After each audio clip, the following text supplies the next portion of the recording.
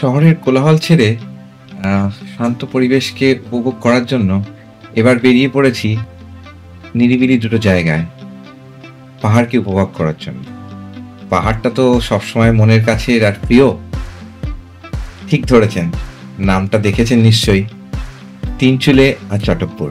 North বেঙ্গলের এই দুটো জায়গায় আজকের এই এপিসোডে আপনাদের ঘুরে দেখাবো, আর সমস্ত ডিটেলসগুলো আমার এই পর্বে দেখাবো আর জানাবো আপনাদেরকে। কেমন লাগছে বা কেমন লাগলো পুরো ভিডিওটা কমেন্টসে নিশ্চয়ই জানাবেন।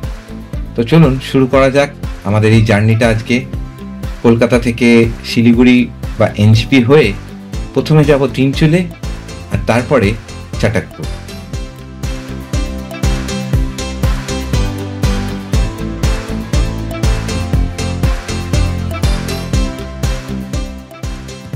আর ভিডিওটা শুরু করার আগেই সকলকে বলি, প্লিজ সাবস্ক্রাইব করবেন, লাইক করবেন আর শেয়ার করবেন।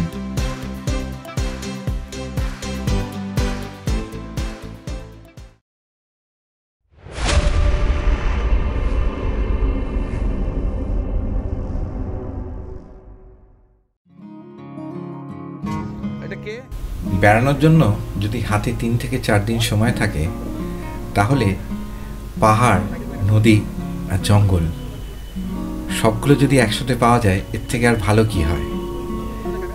হ্যাঁ, এবার আমরা বেরিয়ে পড়েছি তিনচুলে আর চটকপুরের উদ্দেশ্যে নর্থ বেঙ্গলে।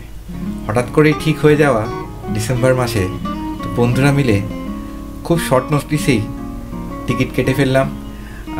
যদিও আমরা সেরকম টিকিট পাইনি ভালো ট্রেনে, একটা স্পেশাল ট্রেনের টিকিট কেটেই আমরা বেরিয়ে পড়লাম। কিন্তু কলকাতা থেকে এনজেপি যাওয়ার জন্য অনেকগুলি ট্রেন আছে, তার ডিটেলসও এইখানে আপনাদেরকে দিয়ে দেবো।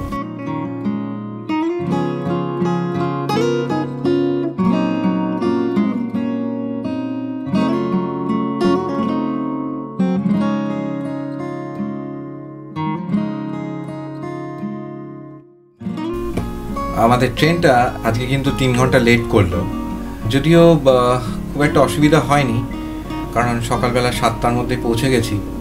তবে আমাদের হোমস্টে বুকিং করা ছিল তিনচুলেতে, অভিরাজ হোমস্টে। তাদেরকে বলা ছিল, তো ওরাই গাড়ি পাঠিয়ে দিয়েছিল। আপনাদের ইনফরমেশনের জন্য জানিয়ে রাখি, তিনচুলেতে অনেকগুলোই ভালো ভালো হোমস্টে আছে, বাট আমি তিনচুলের অভিরাজ হোমস্টেটাই প্রেফার করি। আর গাড়ি ভাড়া মোটামুটি 2600 থেকে 3000 সিজন অনুযায়ী ভ্যারি করে। অভিরাজ হোমস্টের সমস্ত ডিটেলসটা ডেসক্রিপশন বক্সে দিয়ে দেবো। আর ব্রেকফাস্ট সেরে বেরিয়ে পড়েছি তিনচুলের উদ্দেশ্যে। আর এখন পৌঁছে গেছি তিস্তা ভ্যালি টি এস্টেট। খুব সুন্দর এই টি এস্টেটটা, দেখলে পুরো মনে হবে যেন পাহাড়ের ওপরে কেউ কার্পেট বিছিয়ে দিয়েছে। অসাধারণ এই চা বাগানটা। একটু ঘুরে দেখে নিই, তারপরে এখান থেকে রওনা দেবো আমাদের হোমস্টের দিকে।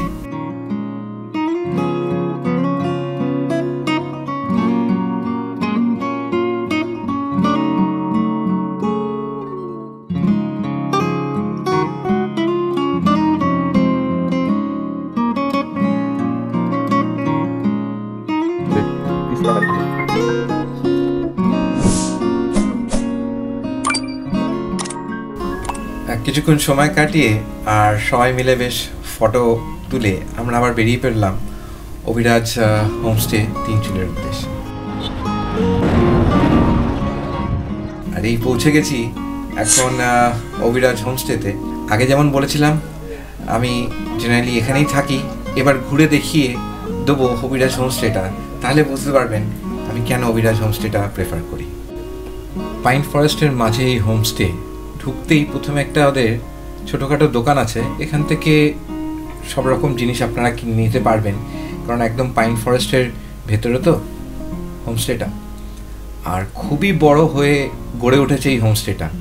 আমি যখন প্রথমবার আসি তখন কয়েকটাই রুম ছিল, তবে এখন বেশ বড় হয়ে উঠেছে আর খুব সাজিয়ে গুছিয়ে রেখেছে।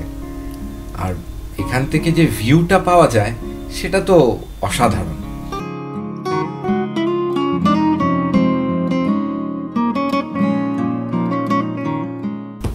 আবার এখানে বনফায়ার করারও সুব্যবস্থা আছে।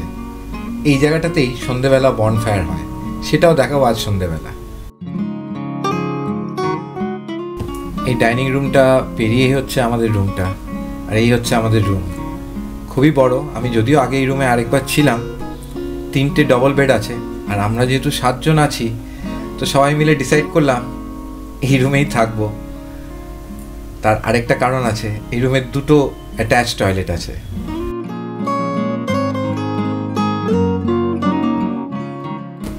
আর এর ব্যালকনি থেকে কাঞ্চনজঙ্ঘার একেবারে ক্লিয়ার ভিজিবিলিটি পাওয়া যায়। আর আরেকটা দিকে ডেলো পাহাড়, কালিম্পংয়ের। এই রুমের ভিউটা সত্যি অসাধারণ। তবে এবার এসে দেখলাম অভিরাজ এখানে আরেকটা নতুন কটেজও বানিয়েছে ঠিক সামনেটায়, সেটাও ঘুরে দেখাবো। এই হচ্ছে কটেজের এন্ট্রান্সটা। এখানে 2টো রুম আছে, খুবই বড় আর স্পেশিয়াস, ডাবল বেডেড, খুব কোজি, কমফোর্টেবল এই 2টো রুম। তবে এই রুমের ভাড়াটা একটু বেশি। বলে রাখি, অভিরাজের হোমস্টেতে মোটামুটি পার হেড খরচা হচ্ছে 1400 টাকা পার ডে, ফুডিং আর লজিং। আর এই রুমগুলো 2600 টাকা। আজকে কোথাও বেরোবার নেই, তাই লাঞ্চটা খেয়ে বেশ কাঞ্চনজঙ্ঘা আর প্রাকৃতিক দৃশ্যটা উপভোগ করতে করতেই সন্ধে হয়ে গেল। আর সন্ধে হওয়ার সাথে সাথেই চা আর one of the best thing momo স্ন্যাক্সে চলে এলো রুমে। তবে অভিরাজকে বলে রেখেছিলাম যে সন্ধেবেলা বনফায়ার করব, তারও অ্যারেঞ্জমেন্ট হয়ে গেছে, একটু পরে সেখানেই কাটানো।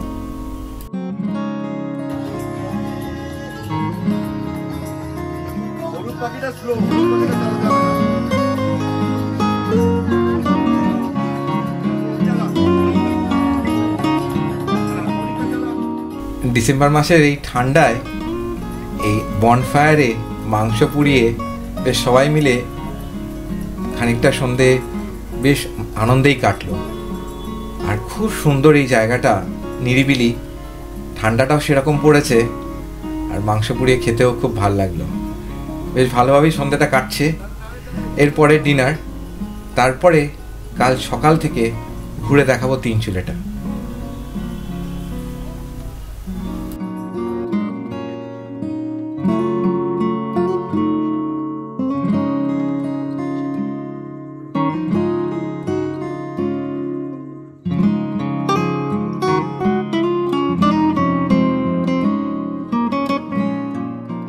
গুড মর্নিং বন্ধুরা। এই অভিরাজ হোমস্টেতে থাকার এইটা আরেকটা উদ্দেশ্য। এইরকম দারুণ সানরাইজ আর কোথাও থেকে দেখা যাবে না। রুমে বসে এত সুন্দর সানরাইজ যেন মন কেড়ে নেয়, মুগ্ধ করে দেয়। আর বাদিকেই রয়েছে কাঞ্চনজঙ্ঘা। পাহাড়ে শীতের এমন সকাল কে না চায়। বেশ চায়ের চুমুক দিতে দিতে একদিকে সানরাইজ আর আরেকদিকে মন মুগ্ধ করা কাঞ্চনজঙ্ঘা। এই জন্যই তিনচুলেটা আমার সত্যি খুব প্রিয়। আপনারাও এসে দুরাত্রির এখানে থেকে যাবেন, অসাধারণ লাগবে। ঠান্ডাটাও বেশ দারুণ।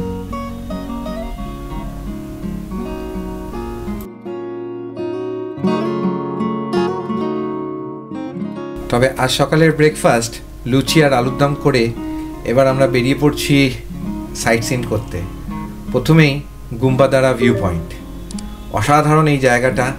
এখান থেকে গ্যাংটকের 4 ধামের শিবলিঙ্গটা খুব ভালোভাবে দেখা যায়। আমি একটু ক্যামেরাবন্দি করতে চেষ্টা করছি, পুরোটা ক্লিয়ার হয় না। তবে পেছনে কাঞ্চনজঙ্ঘা আর শিবলিঙ্গ বা শিবের মূর্তিটা বেশ দারুণই লাগে এই জায়গাটাকে। অপরূপ এই জায়গাটা। একটু ঘুরে কিছুক্ষণ ছবি টবি তুলে নেওয়াই যাক।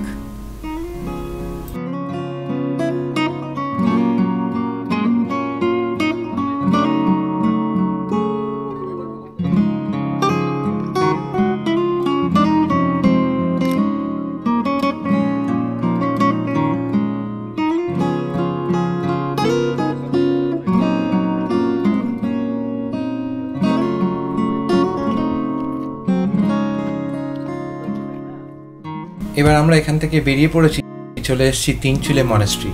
বলে নাকি এক বুদ্ধিস্ট লামা 17 বছর ধরে এখানে ধ্যান করেন, আর তারপরেই এই মনেস্ট্রি স্থাপনা হয়েছে। খুব সুন্দর ভিউ পাওয়া যায় এই মনেস্ট্রির এখান থেকে। কোথায় থাকছে? অভিরাজ হোমস্টে। কেমন লাগছে অভিরাজ গেস্ট হাউসটা আপনার? খুব ভালো লেগেছে, কারণ হচ্ছে পাহাড়ের ভিউটা আমি সব কাঞ্চনজঙ্ঘাতেও পরিষ্কারভাবে দেখতে পাচ্ছি, এবং তাছাড়া আর অন্যান্য যে পাহাড় পরিষ্কার রাত্রিবেলা দেখা যাচ্ছে। খুব এনজয় করছি সিনিক বিউটি যেখানে আছি, সেখান থেকে প্রচণ্ডভাবে ভালো দেখা যাচ্ছে। আপনার কেমন লাগছে? ভীষণ মজা লাগছে, ভীষণ ভালো লাগছে। আর এই আরেকটা ফ্যাপসের পাপি, খাচ্ছি, এটা আমার ভালো লাগছে। এটা ফ্যাপসের আরেকটা পাপি। এই জন্মদিনে যাব, কাল যিশুদার জন্মদিন সেলিব্রেট করবে বলে আজকে সবার মাথা খেয়ে ফেলছে। যাই হোক, এইভাবে আমাদের টুকটা কাটছে। আর তিনচুলে থেকে আরেকটা সুন্দর চা বাগান, পেশক টি গার্ডেন। এখানেও 360 ডিগ্রি ভিউ পাওয়া যায়, আর অপরূপ সুন্দর এই চা বাগানটা। একটু ঘুরে দেখে নিই, তারপরে এখান থেকে বেরিয়ে পড়ে আরেকটা সাইট সিনের জায়গায় চলে যাব।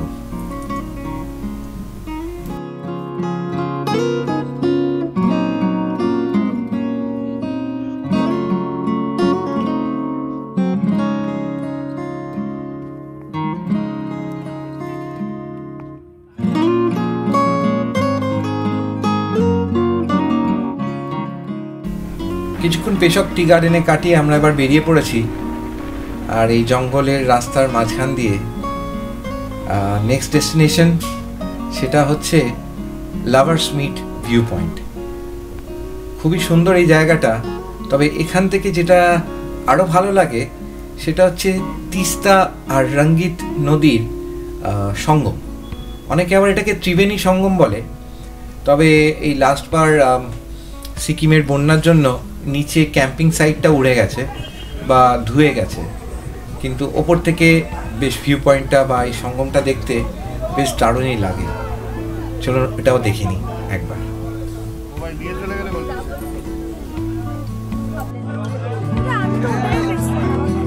দেখ শর্ট টিকে রাখবে।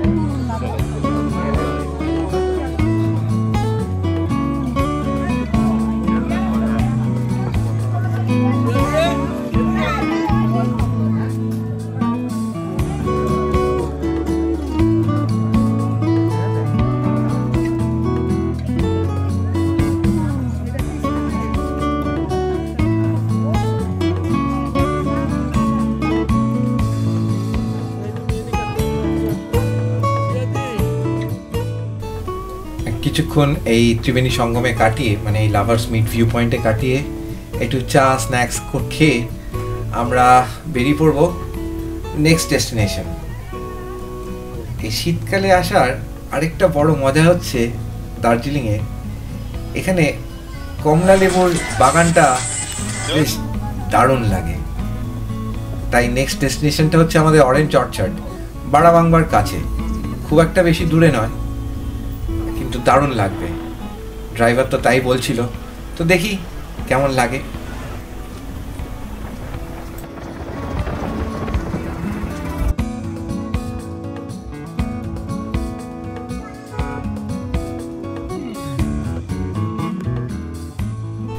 পৌঁছে গেছি অরেঞ্জ অর্চার্ড, বাড়াবাংবার একটু আগে। বাবা, চারিদিকে এত অরেঞ্জ, মানে কল্পনা করা যায় না। গাছে এরমভাবে কমলা লেবু আগে কোনোদিন দেখিনি। অনেক সিজনেই এসেছি দার্জিলিংয়ে, কিন্তু এদিকটা ঠিক আসা হয়নি। বেশ দারুণই লাগছে। অবশ্যই এখানে একটা ফ্যাক্টরি রয়েছে অরেঞ্জের, আমরা সেখানেই চলে এসেছি। অরেঞ্জ জুস বা এখানে অরেঞ্জ বিয়ারও পাওয়া যায়, তো বসে আমরা সবাই একটু অরেঞ্জ জুস আর বিয়ার খেয়ে নিলাম এই গার্ডেনটাতে।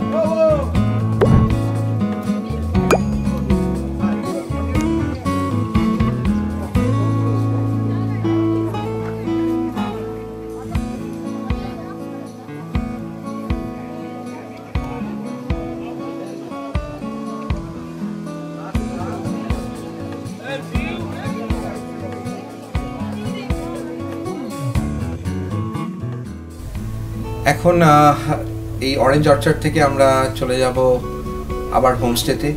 আজকের রাত্রিটা ওখানেই থাকবো এবং কাল সকালে ব্রেকফাস্ট সেরে আমরা বেরিয়ে পড়ব চটকপুরের উদ্দেশ্যে। তবে পথে লামাহাটাটা আপনাদের দেখাবো নিশ্চয়ই। তো আজকের মতন গুড নাইট, আবার কাল সকালে দেখা হবে, আপনাদের লামাহাটাটা দেখাবো।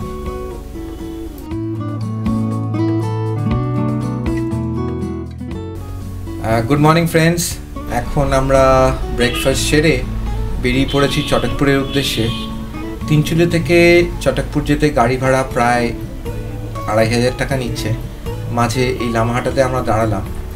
তবে লামাহাটা এই পাইন ফরেস্টটা কিন্তু ম্যানমেড আর খুবই সুন্দর।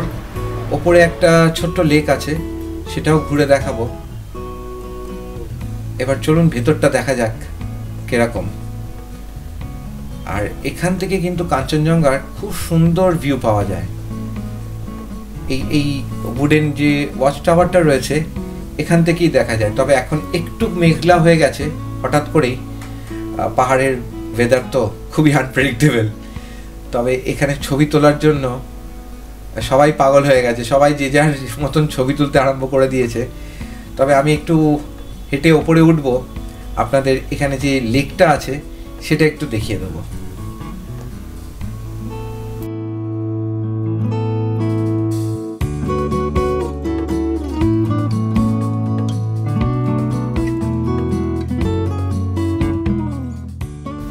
এই হচ্ছে লামাহাটার পাইন ফরেস্টের ওপরে একদম টপে এই লেকটা।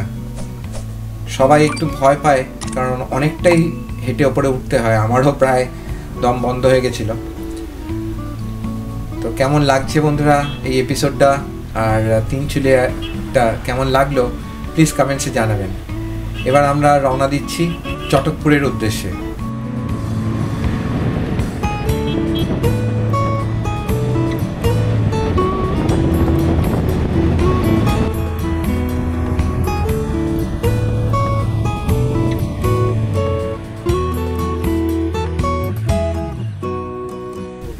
লামাহাটা থেকে চটকপুর পৌঁছতে বেশি টাইম লাগে না। তবে যে চেকপোস্টটা আছে সেখান থেকে অনেকটাই টাইম লাগে। তার কারণ একটু পাহাড়ি রাস্তাটা খুবই বাজে, জঙ্গলের মধ্যে।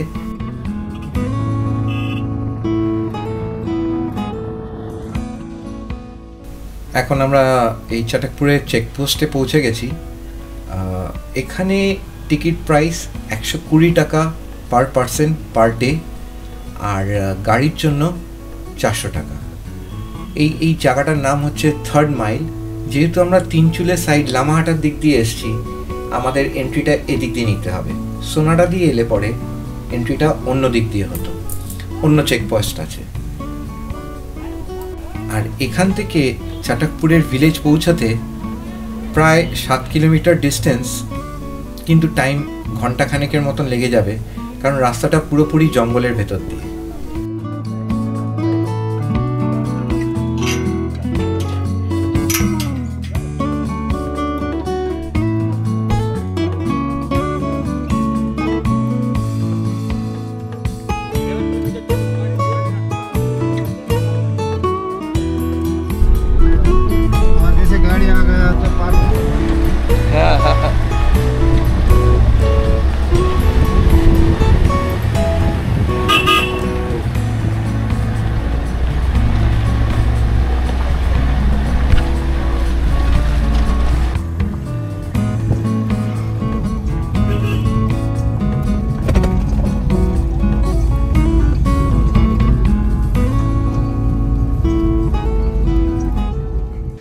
এখন আমরা চটকপুরের রাস্তায় সেন্ট্রাল ওয়াইল্ড লাইফ ফরেস্টের ভেতর দিয়ে যাচ্ছি। খুবই দুর্গম রাস্তা। বেসিক্যালি একটা গাড়ি এলে পরে আরেকটা গাড়ি যাওয়া যায় না। রাস্তাটা খুবই কাঁচা আর একদমই পাস করা যায় না।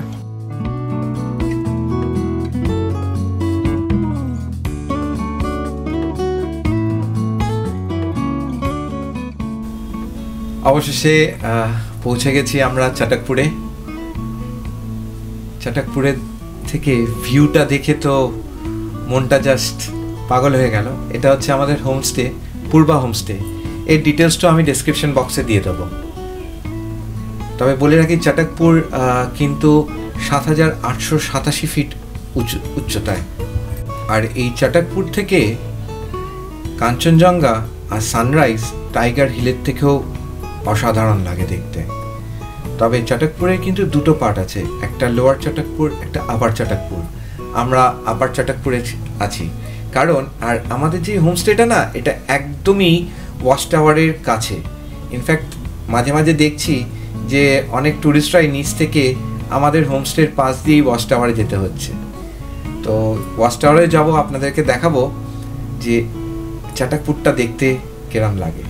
তবে শীতকালে এলেই খুব ভালোভাবে আপনারা এই দৃশ্যগুলো উপভোগ করতে পারবেন। বৃষ্টির সময় জুন মাসে থেকে প্রায় সেপ্টেম্বরের 15 অবধি চাটকপুর কিন্তু বন্ধ থাকে।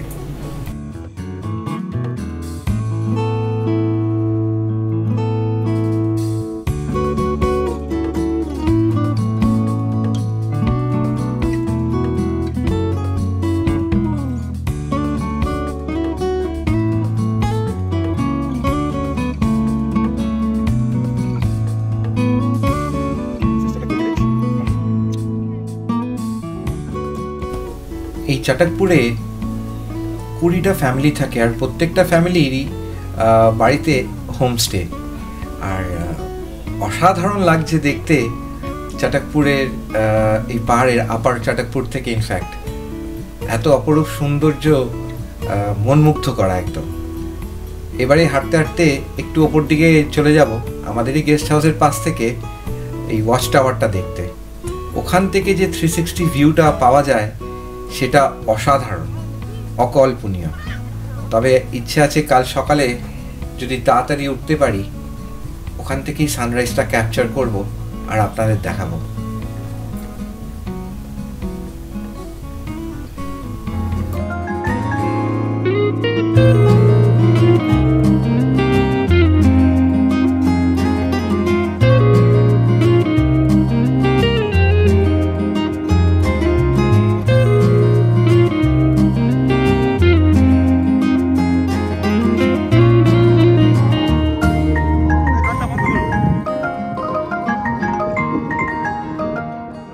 আর এই হচ্ছে চাটকপুরের ওয়াচ টাওয়ারটা। তবে আজকে কিন্তু একটু তাড়াতাড়ি শুয়ে পড়ব, কারণ কালকে খুব আর্লি মর্নিং উঠতে হবে সানরাইজটা দেখার জন্য।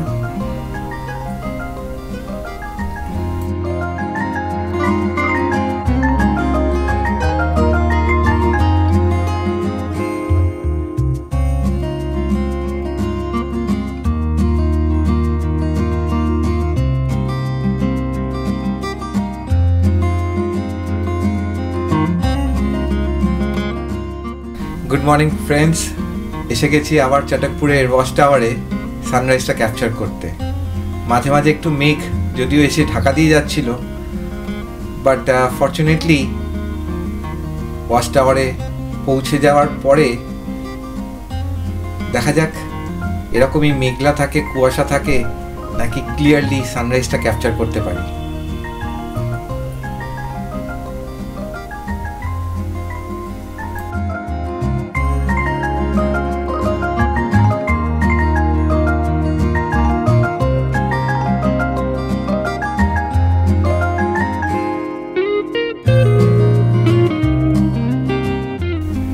যাক, মেঘটা তো সরে গেছে এবং সানরাইজটাও খুব ক্লিয়ারলি দেখতে পেলাম। ইনফ্যাক্ট টাইগার হিলের থেকেও খুব ভালো। আশা করি আপনাদেরও ভালো লাগছে। আর এই হচ্ছে কাঞ্চনজঙ্ঘার ভিউ সানরাইজের সময় চাটকপুর থেকে।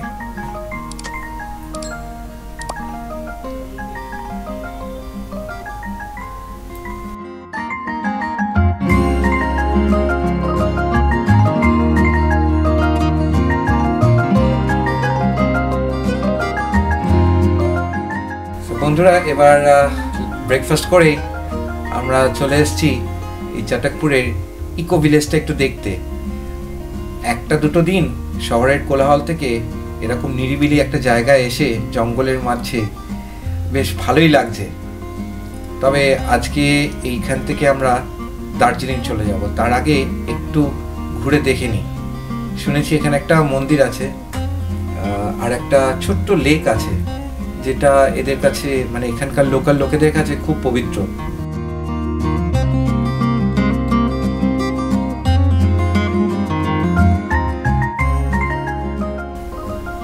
আর এই হচ্ছে সেই লেকটা। এখানে লেককে পোখরি বলা হয়, কালী পোখরি। আর লেকের মাঝখানে যে পাথরটা, এই পাথরটাকেই লোকাল এরা পুজো করে শিবলিঙ্গ হিসেবে।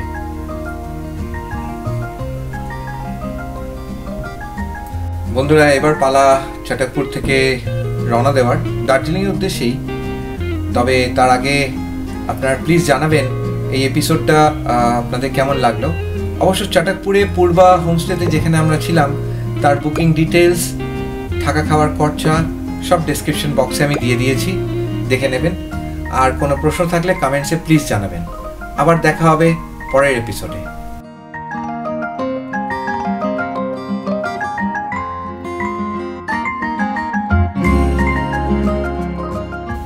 দেখতে থাকুন আমার চ্যানেলটা travel the world. Please subscribe করবেন, লাইক করবেন, শেয়ার করবেন আর কমেন্টসও করবেন।